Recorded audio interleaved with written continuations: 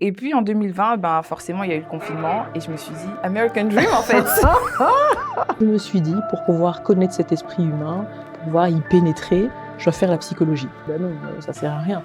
Tu vas faire psychologie, les Noirs ils vont pas chez les psychologues, tu vas étudier pour rien. Qu'est-ce que tu rêvais de faire comme métier en fait? J'ai fait finance, j'ai fait comptabilité. Pire cauchemar de mon papa, lui, il me voyait être une grande sportive. Quelle est la plus grande idée reçue sur la thérapie? Je suis pas fou, j'ai besoin de personne pour régler mes problèmes. Pour ne pas citer Kofi Olomide qui dit que parfois le sorcier c'est toi, on cherche mais quel est le sorcier qui me fait du mal? Mais c'est toi-même. Pourquoi les États-Unis et pourquoi le retour en Belgique? Pour moi, c'était comme si Dieu me donnait un aperçu de ce que mon futur pouvait être.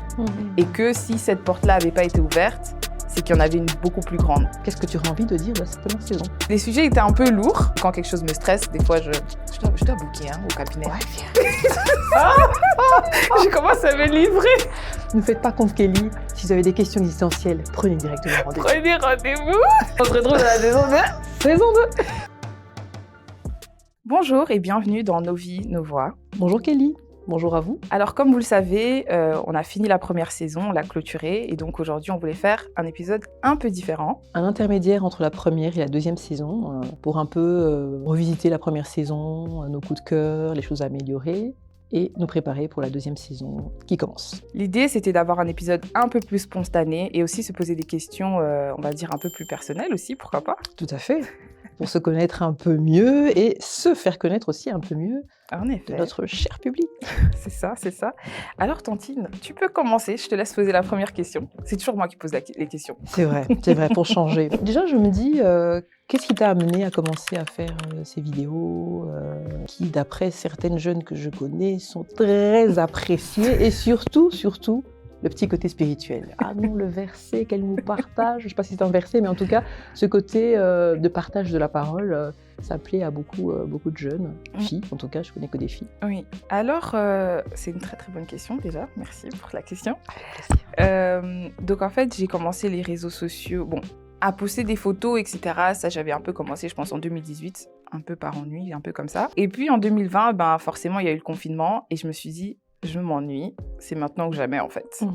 Et pour ceux qui me connaissent, je pense que des anciennes copines à moi ont eu à me dire que si on me connaissait un minimum, on savait qu'à un moment ou un autre, j'allais faire quelque chose du style. Donc c'est comme ça que je me suis lancée sur les réseaux sociaux et le côté un peu spirituel, c'est moi en fait. C'est que je me rappelle la première vidéo que j'ai postée, c'était une vidéo où je racontais une histoire de comment j'avais failli jouer dans Un prince à New York 2. Puis il y a eu plein de choses qui se sont passées et du coup ça s'est pas fait. Et qu'en fait ma conclusion c'était que pour moi c'était comme si Dieu me donnait un aperçu de ce que mon futur pouvait être. Et que si cette porte-là avait pas été ouverte, c'est qu'il y en avait une beaucoup plus grande. Et donc c'est comme ça que j'avais commencé à partager. Mais c'était vraiment spontané, c'était pas que je m'étais dit ah ouais je vais commencer à partager la parole, etc. Non, c'était moi. Et donc si je comprends bien, ça veut dire qu'il te montrait un aperçu allez, le monde du spectacle. Ok. C'était ton projet de dire tiens, moi je veux être. Non, pas vraiment. J'ai vu ça comme ça. J'ai vu l'annonce et je me suis dit pourquoi pas. Je suis aux États-Unis, American Dream en fait. Donc c'est un peu comme ça que j'ai commencé les réseaux sociaux. Mais c'est marrant parce que ma première question pour toi était un peu du style. Je sais que je l'ai mentionné, je le dis dans chaque épisode, tu es médecin généraliste et ensuite tu as ajouté la partie psychothérapie, si j'arrive à prononcer le mot. Pourquoi? Alors la psychothérapie, ça a toujours été, je ne peux pas dire ma passion d'une certaine façon. En fait, j'étais fascinée par l'esprit humain.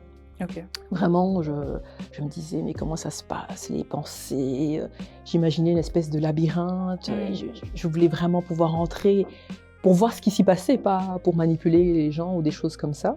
Et je ne sais même pas te dire pourquoi, parce que bon, voilà, moi j'habitais en Afrique, je ne peux pas dire qu'on parlait des psychologues ou des choses comme ça, mais je me suis dit, pour pouvoir connaître cet esprit humain, pour pouvoir y pénétrer, je dois faire la psychologie. Sauf que bon, toi tu penses bien, déjà je te dis, je ne sais même pas comment j'ai pensé à la psychologie parce que je ne sais pas d'où je le connaissais. J'en ai parlé à ma sœur qui est juste avant moi, et puis elle m'a dit, bah non, ça ne sert à rien. Tu vas faire psychologie, les Noirs ils vont pas chez les psychologues, tu vas étudier pour rien. Tu sais, un peu Oui. l'éducation africaine, le respect enfin, elle a 3 ans de plus que moi seulement. Hein. Oui. Et si ma sœur me dit que ça sert à rien, tu vois. Donc, Mhm. du coup, j'ai pas fait ça, mais c'est quelque chose qui est toujours resté dans mon cœur.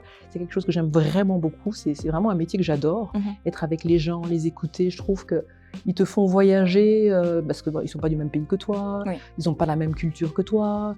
Ils ont un autre métier et tu vois le métier de l'arrière du BTS back, Behind the scenes. scenes, tu vois. Et je trouve ça passionnant et ça me touche énormément la confiance qu'ils te font. Ils te connaissent pas, ils arrivent, ils te racontent des trucs que peut-être qu'ils n'ont jamais raconté à personne. Et ça me touche. Et quelque part, je considère ça aussi un peu comme une espèce de mission spirituelle, que de pouvoir être à l'écoute et de pouvoir apporter ma contribution à leur développement, à leur épanouissement, à leur guérison. Voilà l'histoire. J'ai même fait une petite vidéo très sympathique dessus que tu devrais aller voir de comment je suis arrivée à la psychothérapie. Check it out. Ouais. Ok. Alors, c'est ton tour. C'est mon tour. Ah, bon. Mais du coup, vu qu'il y avait cette image que tu avais reçue, qu'est-ce que tu rêvais de faire comme métier, en fait? Depuis que je suis petite, j'ai toujours... C'est bizarre parce que j'ai toujours parlé... À chaque fois qu'on me demandait ce que je voulais faire, pire cauchemar de mon papa, lui, il me voyait être une grande sportive. Pardon, papa, j'ai pas... Il a dit, t'es grande de taille, tu vas jouer au basket, tennis. Moi, j'étais en mode, papa, le sport. Non. Mais bizarrement, je disais toujours...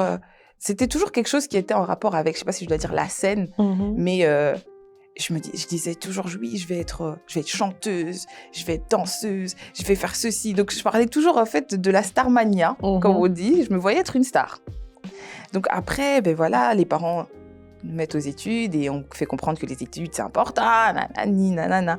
Donc, c'est comme si c'est un truc pour moi qui était un peu resté derrière. Je me suis dit, bon, ok, j'étudie, c'est important. Et voilà, c'est pas que non plus que ça me déplaisait. Mais après, en fait, c'est devenu très flou, ce que je voulais faire exactement.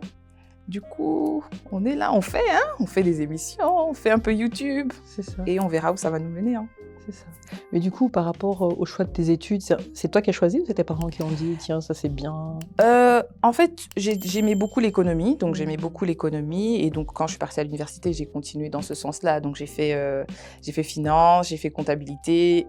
Et puis, j'ai fait marketing. Donc, j'étais un peu... Je savais que c'était quelque chose dans le business. Mais c'est vrai que, étant une personne assez créative, c'est difficile pour moi d'être dans des choses qui sont trop carrées, trop... Donc, finance, pour moi, c'était OK, d'accord, j'aime bien les chiffres, mais je ne me vois pas faire ça tous les jours. Même chose un peu avec la compta. Et c'est un peu le côté que j'aimais bien dans le marketing, c'est que il y a ce côté où il y a la réflexion, etc. Et puis, il y a le côté où ça produit quelque chose de plus créatif. Donc, même avec les réseaux sociaux, il y a beaucoup de gens qui trouvent que voilà, c'est pas sérieux, c'est pas un travail. Mais quand je regarde les heures que je mets dedans et toute la réflexion qu'il y a derrière, donc on peut venir, on sort une émission, mais derrière, il y a peut-être des documents qui ont été faits pour comprendre la vision, il y a peut-être... tout ça, c'est planifié et c'est une grande partie que les gens souvent ne prennent pas en compte. Et donc, je sais même plus c'est quoi la question. Je me suis laissée emporter. Ton métier de rêve que tu voulais faire et tes études, est-ce que tes parents t'ont laissé choisir Donc oui, on m'a laissé faire un peu, voilà, mais c'est vrai que j'ai un peu tâtonné aussi parce que il y a toujours ces deux côtés-là qui se clashent en moi. C'est que, ok, d'accord, même si, ok, j'aime bien aussi le calme et planifier les choses et les choses carrées, j'aime aussi ne pas être dans une boîte. C'est ça. Donc, et je trouvais que le marketing donnait bien un peu l'entre-deux et tout ce que je fais à côté donne aussi l'entre-deux, quoi. Tout ce que je produis, il y a aussi beaucoup de travail derrière qui est assez carré, quoi. Ça, c'est vrai qu'il y a beaucoup de travail derrière. Bon, moi, franchement, les réseaux sociaux, c'était pas mon rêve, j'avoue. On m'a convaincue que si tu veux être visible pour être connu et faire ton travail que j'adore, il faut que tu ailles sur les réseaux sociaux. Donc, j'ai dit, voilà, j'y suis, bonjour. Voilà. Mais c'est vrai que poster quoi, poster quand, c'est d'avoir une stratégie. J'ai pas une stratégie de fou, mais quand même, parfois j'essaie d'y réfléchir, qu'il y ait un peu un fil rouge, que ça ait du sens, et en même temps, ne pas se perdre. C'est une façon de voir les choses, c'est que moi, mon idée, c'est de parler de santé mentale, de psychothérapie, et de dire aux gens, voilà, c'est un métier que je fais et je vous reçois volontiers dans mon cabinet pour les différentes pathologies. Enfin, pathologies, pas que des pathologies d'ailleurs. Mais parfois, je me dis, je vais poster ça, mais à un moment, je me dis, mais peut-être qu'on se disperse. Et vraiment, parfois, je dois me concentrer, je me dis, c'est quoi mon sujet, on va dire. Mon sujet, c'est ça. Alors, on peut parfois un peu déborder du sujet parce que plein de choses peuvent ramener la santé mentale. Je veux dire, je sais pas moi, l'échec scolaire, l'échec amoureux, les réflexions existentielles, qu'est-ce que je fais comme métier, je continue pas, c'est pas de la pathologie, mais en même temps, ça vient questionner notre santé mentale. Oui. Et donc, oui, je pense qu'il y a pas mal de travail derrière qu'on ne voit pas. Comme beaucoup de choses, hein, on voit le résultat fini, mais on n'imagine pas tout ce qu'il y a comme réflexion derrière et tout ça. Du coup, est-ce que c'est à moi de poser une question ou c'est à toi? Non, c'est à moi. Ah. Et du coup, moi, j'aimerais savoir quelle est la plus grande idée reçue sur la thérapie? Alors, je ne sais pas si je pourrais vraiment répondre à la plus grande idée reçue, mais ce que j'entends souvent, parce que bon, de mon poste de médecin généraliste, j'encourage certains patients, selon ce qu'ils présentent comme symptômes, à aller voir un psychologue, un psychothérapeute. Et souvent, la réponse est, soit je ne suis pas fou, soit j'ai besoin de personne pour régler mes problèmes, soit aussi, mais comment quelqu'un qui ne me connaît pas peut m'aider à résoudre les problèmes. Un peu comme si c'était le psychologue qui allait venir avec, au fait, Kelly, tu as un problème, la réponse est ça. Non, c'est pas ça, évidemment. L'idée, c'est de pouvoir déjà permettre à la personne de s'arrêter, parce que je pense qu'on est dans des vies où on est dans un TGV, on ne s'arrête jamais, donc de s'arrêter et de faire un peu ce que j'appelle l'état des lieux de ce qui se passe. En fait, je vis ça dans tel contexte, avec telles interactions. Ok, déjà, je prends bien conscience de ce qui se passe, et puis d'accompagner la personne pour qu'elle puisse trouver une solution. Nous, quelque part, on reformule ce que les gens disent. Parfois, ils utilisent un mot, ils ne se rendent pas compte. Je me dis, tiens, ce mot-là, c'est quand même interpellant que vous utilisez un mot si fort. Ah oui, d'accord, j'ai jamais vu les choses comme ça, pour qu'eux arrivent à trouver une solution. Donc, je dirais que les grandes idées reçues, c'est que ça ne sert à rien parce qu'on ne connaît pas leur vie, qu'ils ne sont pas fous et qu'ils sont assez grands pour se débrouiller tout seuls. Mais l'idée, ce n'est pas qu'on vienne les remplacer. C'est un peu comme pour tout, on est assez grand pour faire son ménage soi-même, mais une personne qui vous aide à faire le ménage, ça fait quand même du bien. Hein. Je ne sais pas ce que tu en penses. Voilà quoi. En tout cas, oui, ça fait du bien. Je me rappelle quand j'étais au Congo, quand on vivait au Congo, des fois le matin, tu te réveilles, tu cherches le jean et tu le trouves pas. Je me rappelle, je balançais tous mes habits sur mon lit et quand j'arrivais à midi, ma garde-robe était rangée. Ça, cette magie n'existe plus. Et c'est même pas que je le faisais pas dans un sens de manque de respect. Oui, j'ai la bonne qui va venir nettoyer. C'était vraiment, je cherche ce que je cherche. Oui. Et il me reste 5 minutes. Le jean. Évidemment. Et il me reste 5 minutes et je me dis, bon, je mets tout sur le lit. Et à midi, quand on venait manger, tout était rangé. Donc oui, on peut le faire seul. Mais quand on insistait, ça voilà. C'est un peu le même principe de pouvoir se donner, je vais dire ce luxe, mais peut-être, oui, quand même ce luxe de se dire, il y a quelqu'un qui m'accompagne. Oui. Et qui vient mettre le projecteur sur tiens, regarde, t'as pas regardé cet aspect des choses et tout. Ah oui, d'accord. Et ça nous amène à prendre conscience d'autres choses. Donc voilà. Non, avoir un autre point de vue, je pense que c'est toujours important. Par exemple, moi, quand j'étais aux États-Unis, pour les étudiants internationaux, mais pas seulement pour nous d'ailleurs, je pense, il y avait des psychologues qui étaient à l'école pour ça, à qui on pouvait aller parler. Et je me rappelle, une fois, j'ai dit à maman que j'en envoyais une. Maman était en mode, mais non, mais t'as pas besoin de ça. Et elle avait eu super peur. Mais en fait, c'est juste que j'avais besoin de quelqu'un à qui parler, tout simplement parce que par moments, je me sentais seule. Je suis loin de ma famille, j'ai 18 ans. Et puis loin, comment eux, ils sont au Congo. Moi, je suis aux États-Unis toute seule, il fait froid. Quelqu'un qui a grandi très entouré, des fois, c'était juste un peu trop. Non, j'avais pas des idées de suicide. Voilà. Mais... ça me faisait juste du bien. En fait, c'est comme si j'avais une copine qui connaissait pas ma vie, à qui, en plus, moi, j'aime beaucoup parler, donc j'allais là-bas, je racontais ma vie pendant 1 heure et je sortais de là, j'étais bien. Donc, j'avais juste besoin de parler. Et ça me faisait énormément de bien. Et je pense que, en effet, une idée reçue, c'est que aussi que pour aller voir quelqu'un, il faut être en train de passer par... des choses horribles. Voilà. Un décès ou avoir des idées suicidaires et tout. Alors que non, des fois, c'est juste avoir ce petit besoin de parler à une personne qui a... rien à voir avec notre vie, qui connaît pas les tenants, les aboutissants et toutes les personnes. Je pense que ça fait du bien. C'est ça. Mais comme, par rapport à ce que tu dis, je pense à une patiente qui m'expliquait qu'elle avait besoin que la personne à qui elle se confie ne soit pas dans sa vie. pour dire que, je sais pas, je te raconte des trucs aujourd'hui et puis demain je te revois, peut-être que je suis gênée, je t'avais raconté comment j'avais fait ci et ça. Bon, théoriquement, quelqu'un qui t'écoute avec bienveillance, on va dire, ne te ressort pas. Ouais, tu te rappelles, tu m'avais raconté ton truc et tout ça, mais donc avoir cette personne étrangère et professionnelle, on est tenu au secret professionnel, à qui je peux raconter des trucs. Je ne la vois que dans ce cadre-là où je viens lui raconter des choses. Si je la croise peut-être un jour dans la rue comme ça en passant, mais on ne va pas se retrouver dans la même soirée, dans le même truc où on va se voir, je vais la voir. Et quand moi je vais la voir, même si elle ne me dit rien, moi je vais me dire, ah, je lui ai dit ci, je lui ai dit ça, qu'est-ce qu'elle pense de moi, et que ça changerait l'idée qu'elle a de moi. Donc ça, c'est aussi une peur que les gens ont. S'ils parlent à des proches, par exemple, quelle idée on va avoir d'eux, et des choses comme ça. Et je pense que parler, ça fait du bien, mais aussi avoir une écoute. Parce qu'on peut parler à des gens et en fait, ils ne nous écoutent pas vraiment aussi. Donc, là, vous êtes payés pour ça. Donc c'est ça. On espère que quand même, vous nous écoutez. En tout cas, moi, j'écoute. J'essaie de me dire, bon, je vais avoir mon paiement à la fin. Donc, je dois écouter. Je plaisante. Mais c'est vrai que écouter, c'est pas juste regarder la personne et entendre ce qu'elle dit. Voilà, avoir vraiment une écoute active. Tiens, qu'est-ce qu'elle veut dire quand elle dit ça? Est-ce que j'ai bien compris ce qu'elle a dit? Et puis, ah non, c'est pas ce que je voulais dire. Ah, ok, parce que non, sinon, on utilise des mots. Moi, tu me dis, je sais pas, moi, confiance en soi, moi, j'ai une idée. Peut-être que tu parles d'autre chose. Donc, vérifier chaque fois qu'on parle de la même chose. Et du coup, on n'est plus dans une question, mais voilà, je ne sais plus. Je ne sais plus. Mais c'est ton tour. Pourquoi les États-Unis et pourquoi le retour en Belgique? Oui. Pourquoi les États-Unis? Ça avait toujours été mon rêve. Donc, je pense que mon papa a beaucoup aimé les États-Unis. Il a aussi vécu là-bas? Même pas. Ok.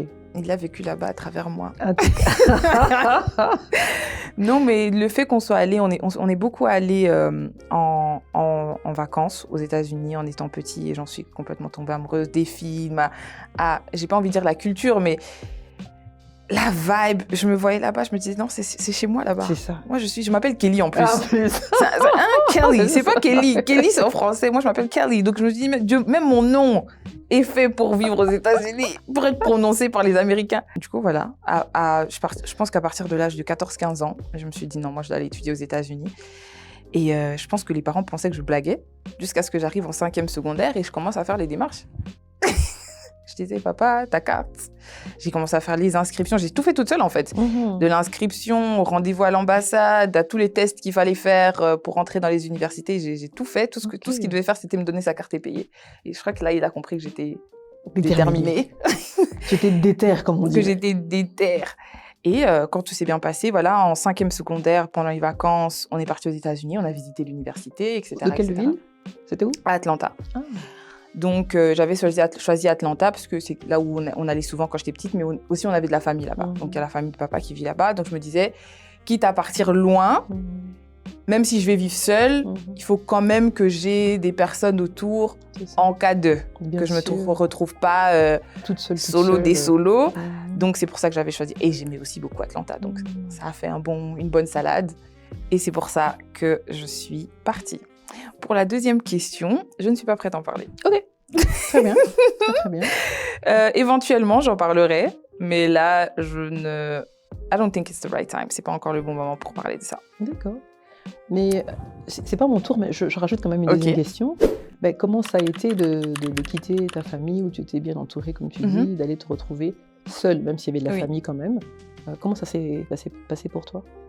Ah, c'était pas top, hein. Ah, c'était pas strass et paillettes, hein. En fait, c'est bizarre parce que il y avait une partie strass et paillettes en mode je vivais mon rêve quelque part, donc j'étais aux États-Unis, j'étais seule, etc. Donc au début, voilà, sur papier, c'était... Mais voilà, la réalité, elle rattrape. Donc voilà, il y a un décalage horaire, tu penses que tu vas te faire plein d'amis. Enfin voilà, je m'étais fait plein d'idées, j'avais regardé plein de vlogs, etc. Tu penses que tu vas te faire plein d'amis, mais la réalité, elle est un peu autre. Donc oui, je me suis fait plein d'amis, mais par exemple, un truc auquel je m'attendais pas, c'est que je me suis fait beaucoup plus d'amis africains, enfin d'Afrique, que d'Américains. Et très vite, je me suis rendu compte qu'en fait, les Américains, selon mon expérience, ils devenaient amis avec nous parce qu'on était brillants, en fait. Donc, on était là pour ça, on était là pour étudier, donc on réussissait bien, même dans les cours d'anglais, etc., on réussissait bien, et eux pas. Et du coup, ils se liaient d'amitié avec toi pour le semestre, pour que tu l'aides avec ses cours et les questions, etc.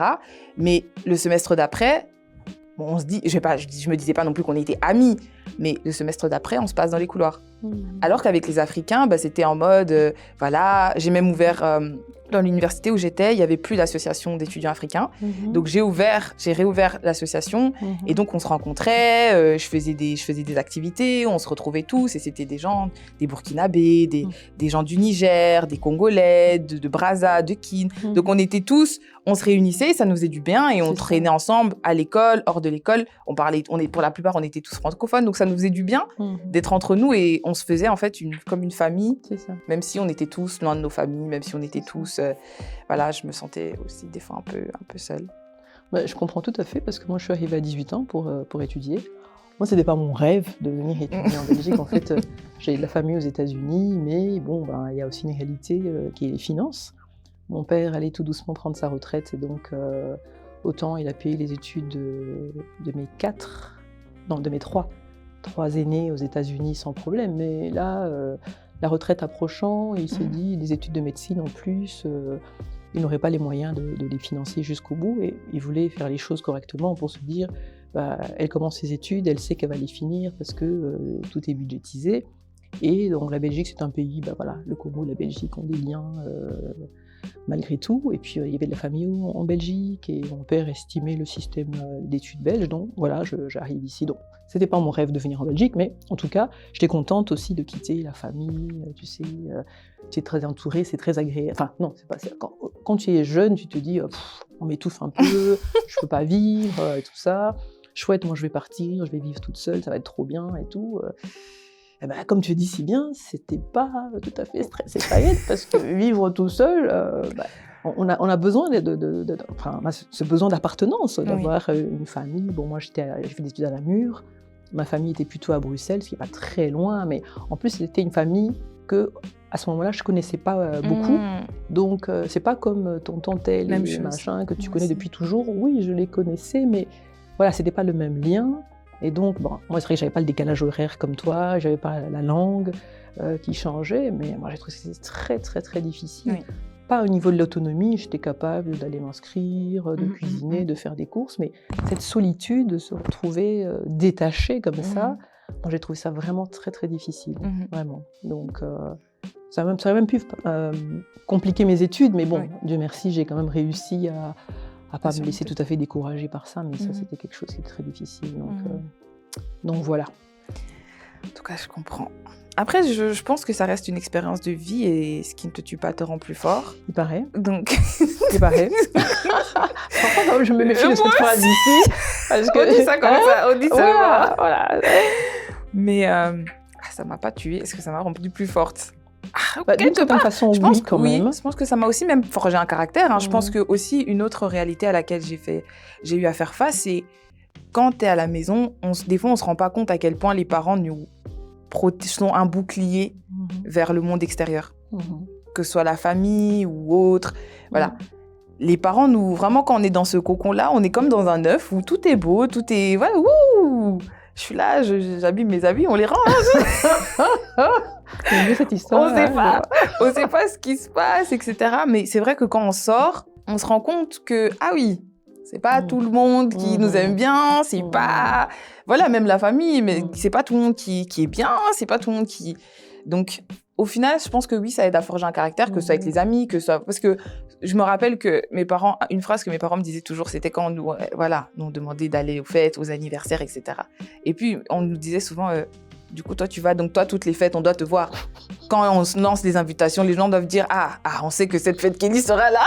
Et à ce moment-là, on se dit « Mais purée, quoi, moi, j'ai juste envie d'aller à la fête, là !» Mais c'est vrai qu'en grandissant, on réalise que oui, des fois aussi, il ne faut pas être partout. Et c'est là qu'on fait, on peut appliquer, en fait, certaines pas règles, mais certaines, je ne sais même pas si je dois dire leçons de vie, mais certaines choses qu'on nous a inculqué. Et ça forge un caractère. De se dire, ah ouais, j'irai pas. Ça forge un caractère, c'est vrai. Et je pense aussi que ça nous permet d'avoir un autre regard sur nos propres familles. Parce que ce qu'on a vécu, ça nous paraît naturel. Enfin, que ce soit des choses importantes ou des bêtises. Hein. Bêtement, moi, par exemple, ma mère cuisinait. J'ai toujours vu les femmes de la famille cuisiner. C'est comme une évidence. Les femmes, ça cuisine. Et donc, j'arrive dans mon cote. Là, j'étais maintenant déjà arrivée à Bruxelles, parce que j'ai commencé à Namur, puis j'ai terminé à Bruxelles. Et une fille de mon cote, parce que c'était un cote à projet, dont chacun cuisinait un jour, on s'arrangeait comme ça, voilà. Puis une fille qui faisait des trucs toujours incroyablement mauvais. Puis elle dit, oh, parce que moi, ma mère, elle cuisine pas. Donc c'était vraiment une révélation. Ta mère, elle cuisine pas. Donc je me dis, mais ça existe, les mères qui cuisinent pas. Donc pour moi, c'était la base, une mère, ça cuisine, quoi, tu vois. Donc il y a ça. Ou bien tu entends des histoires, les parents, parce que c'était comment Noël chez toi? Ah, mes parents se sont encore disputés devant tout le monde, comme toujours. J'ai des trucs, jamais mes parents se sont disputés comme ça, surtout devant des gens autres. Comme toujours. Voilà, comme toujours. Non, je me dis, ah ouais, là tu te rends compte. Parce que bon, mon père, par exemple, lui, une phrase qu'il aimait bien dire, c'est qu'on était des privilégiés. Quand il disait, vous êtes des privilégiés, on disait là, ouais, il est reparti pour un tour, celui-là et tout. Et je ne comprenais pas son concept de privilégié, parce qu'on n'avait pas tout ce qu'on voulait, évidemment. Mais en grandissant, en sortant, je me dis, ah ouais, quand même. Je ne le dis pas à mes gosses parce que pour faire le même truc que mes parents, mais j'aurais envie de leur dire ça aussi. Et parfois, quand même, ils grandissent aussi à se voir, parfois. Parce qu'évidemment, c'est toujours compliqué à la maison, c'est jamais assez bien, gna et tout. Mais on se rend compte qu'on n'est peut-être pas si mal que ça, parce qu'on voit qu'il y a des situations beaucoup plus problématiques et même dramatiques parfois. Donc l'école de la vie. L'école de la vie. L'école de la vie. C'est plus dur que l'école où on part appeler des théories de Pythagore. L'école de la vie. Alors moi, ma dernière question, j'en ai encore 3, mais je vais en choisir une. Selon toi, qu'est-ce que les gens pourraient faire au quotidien pour prendre plus soin de leur santé mentale? Je dirais que si déjà, au quotidien, ils prennent soin de ce que moi j'appelle leur hygiène de vie, que pour moi, la santé tout court et la santé mentale aussi, du coup, ça commence par avoir une bonne base. Et la bonne base, pour moi, c'est 5 piliers. L'hydratation, boire suffisamment, manger équilibré, dormir suffisamment, l'exercice physique, pas se prendre la tête. Voilà. J'ai 1 sur 5.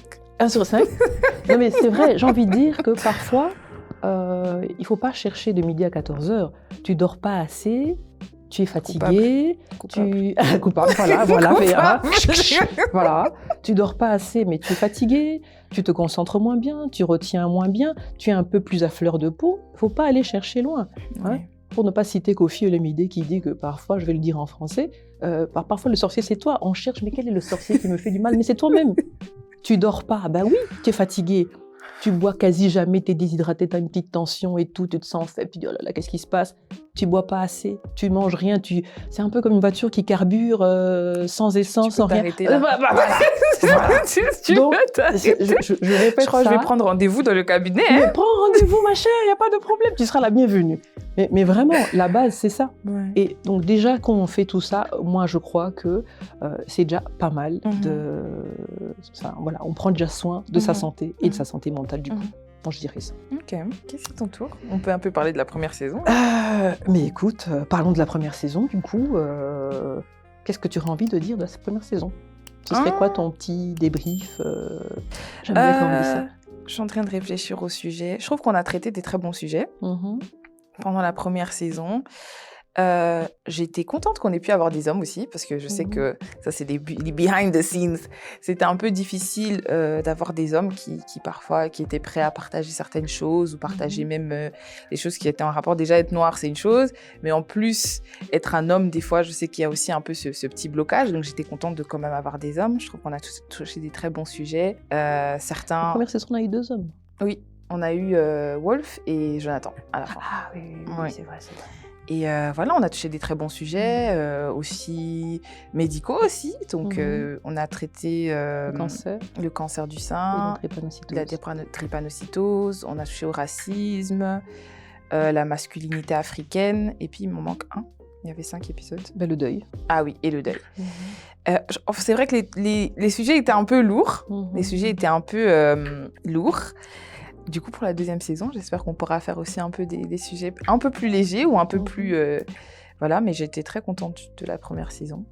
Je sais pas s'il y a un sujet qui t'a marqué, toi, un peu plus, ou qui t'a plus touché, ou que tu vois souvent dans ton cabinet, peut-être aussi. Alors, dans mon cabinet, mais plutôt en médecine, le cancer du sein, je vois ça plutôt en médecine. Malheureusement, il y a quand même pas mal de personnes qui ont des cancers, pas que du sein, mais le cancer du sein, c'est quand même un cancer assez fréquent. Ben, la masculinité, quelque part, aussi plutôt en médecine générale, parce que moi, au cabinet, c'est surtout des femmes qui viennent. Okay. Mais tu es ouverte aux hommes? Bien sûr que je suis ouverte aux hommes. J'en ai quelques-uns. Prenez rendez-vous. Quelques-uns, voilà. J'ai même parfois des hommes africains qui viennent. Je pense enfin, non, c'était pas un Africain, mais je pense à un homme africain que j'ai beaucoup apprécié, c'est que dans son travail, il encourage les gens à aller voir des thérapeutes. Ok, super. Et il s'est dit, au fond, mais moi j'encourage les gens, mais moi-même, est-ce que je ferai la démarche? Et il était dans un questionnement un peu existentiel, comme ça. Il s'est dit, mais c'est l'occasion où moi qui encourage les gens, je vais aller moi-même. Et donc ça, j'ai beaucoup apprécié cette démarche-là. Un autre homme à qui je pense, c'est pas un Africain, mais bon, c'est pas très grave, il est venu en consultation parce que son médecin traitant l'avait envoyé. Et comme une certaine loyauté à son médecin traitant, il s'est dit, bon, bah, si tu vas chez le médecin, il te propose des choses et puis tu les fais pas, donc tu suis pas vraiment le traitement. Et donc il est venu un peu en freinant des quatre fers en se disant, bon, je viens, mais bon, voilà. Je viens pas me lâcher. Voilà. Et puis finalement, il s'est vraiment lâché. Il a trouvé que c'était un espace où il pouvait s'exprimer librement. Il n'est pas resté très longtemps parce qu'il n'avait pas besoin de rester. C'est pas le but de rester indéfiniment. Mais il a dit, en tout cas, vous m'avez réconcilié avec l'idée de pouvoir aller voir un thérapeute et que si jamais j'ai besoin, j'hésiterai beaucoup moins. Et d'ailleurs, je suis même en train d'encourager certains. Il me parlait de son boss qui était, je ne sais plus très bien quoi, qui avait je ne sais pas quelle difficulté. Et il lui en parlait. Bon, évidemment, le boss était en mode, mais ça va pas ou quoi, machin. Le boss en cas, il n'est jamais venu chez moi, en tout cas. Mais donc, la masculinité aussi, c'est quelque chose que je vois dans les consultations où pas question de parler, d'aller voir un thérapeute, pas question de reconnaître que mon mental a des répercussions sur mon physique et si je suis comme ci, c'est comme ça n'a rien à voir. Et puis le mental, c'est quoi? Enfin, il faut être fort quand on est un homme et c'est bon, on va se tenir et tout. Donc ça, je vois pas mal. Sinon, oui. Parce que c'est vrai que moi, au cabinet, quand même, ce que je vois le plus, c'est le burn-out. Burn-out, dépression, avec toute la lourdeur familiale qui est derrière, avec des problématiques de père absent, de relations compliquées avec des mères, de questionnements par rapport à moi d'où je viens au niveau éducation familiale et qu'est-ce que je vais faire avec mes enfants. C'est un peu plus ça que je vois au niveau du cabinet, je dirais. Ok. Et ton avis à toi par rapport à la première saison? Ben moi, j'étais très contente.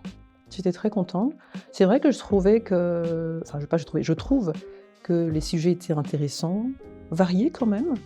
Je trouve que tu fais ça très bien, vraiment. Toute la préparation que tu mets derrière, le sérieux, le professionnalisme dans tout ce qu'on fait. Et puis l'approche de nos invités, c'est avec beaucoup de respect, beaucoup d'intérêt pour ceux qui nous racontent. Vraiment très chouette. Et je suis vraiment contente de cette collaboration. Moi aussi. J'avais une dernière question. Ok. Comment est-ce que toi tu as vécu ça, que je vienne vers toi, toquer à ta porte, c'est vrai qu'on n'a jamais parlé de ça. Solliciter une collaboration, sachant qu'il y avait un contexte un peu familial autour, et je me suis dit, est-ce que la pauvre, elle n'a pas été un peu poussée dans le dos par la famille? Non, même pas. Alors donc maman Mimi m'a appelée, donc ma tante m'a appelée pour m'informer. Et je me suis dit, ah oui, ce serait cool. Mais c'est vrai que je ne savais pas quoi en faire. Et moi, souvent, c'est un peu ça qui me stresse. C'est quand je ne sais pas, ok, c'est une bonne idée, mais après, maintenant, qu'est-ce qu'on fait de cette idée et comment on la rend, comment on la fait vivre. C'est ça, c'est ça. Parce que, donc voilà, on me dit, y a ma belle-sœur qui est psychothérapeute, et bon, d'ailleurs, on m'a des psychologues, elle est psychologue, etc. Elle aimerait bien faire une collaboration avec toi. Après, moi, je me suis dit, ok, mais toujours stratégie. Ça veut dire, je me suis dit, ok, même si on faisait un live ou autre, voilà, le problème du live, c'est que les gens sont pas toujours connectés au bon moment. Est-ce que ça match avec ce que je fais déjà? Parce qu'il faut savoir, on est sur les réseaux, mais les gens nous suivent pour différentes choses. Si les gens me suivent parce que je m'habille bien, si je viens parler de santé mentale, en fait, ça les concerne pas. Donc, ça fait partie de, comme tu disais là tantôt, d'avoir un but et de savoir, OK, qu'est-ce que je fais, pourquoi, etc. Donc, moi, vu que je parle beaucoup de bien-être, certes, je parle de foi, etc., mais pour moi, la foi, voilà, ça va avec le bien-être, etc. Donc, je parle aussi beaucoup d'être bien dans sa tête, de la confiance en soi, enfin, tous les sujets qui vont avec. Donc, je me disais, ça match. Ça pourrait matcher. Mais maintenant, comment faire matcher? Et c'est comme ça que, voilà, j'ai pris du temps à te répondre, parce que je réfléchissais à ça, et quand quelque chose me stresse, des fois, je dois booker au cabinet. Ouais, Je commence à me livrer. Ne faites pas comme Kelly. Si vous avez des questions existentielles, prenez directement rendez-vous. Prenez rendez-vous. Parce que moi, quand quelque chose me stresse trop, je jette ça derrière de ma tête. Je me dis, je cache ça sous le tapis. Je me dis, oui, un jour. Et après, des jours passaient. Et puis un jour, ma tante me dit, j'espère que tu avais répondu. J'ai dit, oui. Mais j'avais pas encore répondu. Et c'était vraiment parce que je me disais, si je réponds, faut que je réponde avec un truc, OK, on fait ça. Alors que pas du tout, je pouvais juste répondre et dire, OK, je vais y réfléchir. Mais c'est bon, ça. Bref, moi, les petites pressions que je me mets, je vais booker, t'inquiète. Et donc voilà, et donc j'ai répondu. Et puis le jour où toi, tu m'as répondu, l'idée m'est venue. Je me suis dit, on pourrait faire ce système-là, ce concept-ci. Et je trouve que ça marche bien. Ça marche bien. Je trouve que ça match bien. Et quand je contacte des gens pour venir, les gens sont toujours très intéressés à savoir, OK, j'ai jamais fait de... Voilà, avec une petite... Il y a d'autres personnes que ça bloque. Mais voilà, c'est ça le but, en fait. C'est ça le but de Nos Vies, Nos Voix, c'est un peu casser ces tabous qu'il y a autour de la santé mentale en parlant de sujets dans lesquels on pourrait tous se reconnaître. Bien sûr. La maladie, ça touche tout le monde. La drépanocytose, pas forcément. Mais si c'est quelque chose qu'on peut prévenir, c'est quelque chose qui touche tout le monde. Voilà, le racisme, ça touche tout. Donc, on touche des sujets, on essaie de trouver des sujets qui touchent un peu tout le monde, dans lesquels tout le monde pourrait se reconnaître, pour faire comprendre aux gens que t'es pas obligé d'être en train de passer par la pire des situations pour avoir des petits soucis. Mais en même temps, je trouve ça très important que tu mentionnes à chaque fois que c'est pas tout le monde qui a besoin de psychothérapie ou d'être suivi par quelqu'un. Donc, chacun peut avoir son truc. Donc, j'aime bien cette nuance-là qu'on fait, et tout ça en ramenant toujours la chose à des sujets, on va dire, de tous les jours. Et pour moi, je trouve que ça va, pour ceux qui n'ont pas compris la vision, ça va dans la continuité de ce que je faisais déjà. Parce que pour moi, mais oui, quand les gens viennent raconter leur vie, c'est une story time en soi. C'est ça. La personne vient raconter. Après, il y a nous, on commente un peu, on pose des questions, mais pour moi, ça va dans la continuité de ce que je faisais déjà. Après, c'est pas tout le monde qui a compris cette vision, mais c'est pas grave. On est là. Mais peut-être que ce qui leur manque, c'est que dans les story time, tu mets plus de piment. Oui, c'est vrai. Je mets un peu la sauce, un peu les sel, un peu un peu de poivre. Les femmes, ça cuisine, ça prépare, comme tu disais là tantôt. Donc moi, mes story time. Mais oui, c'est un peu ça. Mais franchement, oui. Moi, j'aime beaucoup. Je suis très excitée de voir la saison 2. J'espère que vous aussi. Ah, j'espère. Et voilà, pour moi, c'est tout. Moi, c'est toutes mes questions pour aujourd'hui. Ah, mais c'est fantastique. On se retrouve dans la saison 2. On se retrouve dans la saison 2. Saison 2. Surtout, n'oubliez pas de vous abonner. Je mettrai nos réseaux. Si vous voulez booker Tantine. Oui, parce qu'en vrai, dans le truc, je l'appelle pas, je vais dire madame. Je l'appelle docteur, je la vous vois, mais en vrai, je la tutoie et je l'appelle Tantine. Donc, si vous voulez booker Tantine, je mettrai ces informations sur l'écran, mais aussi en barre d'infos. Vous pouvez aussi la contacter sur Instagram. Elle n'est pas super active. Et puis, les amis. Je sais qu'il y a Instagram aussi. Non, mais attends. On doit aussi... Oui, mais... Je trouve qu'on perd, la sérieuxité des choses. C'est vrai que tu es sur Instagram, mais si tu veux booker un docteur, tu ne vas pas le booker sur Instagram.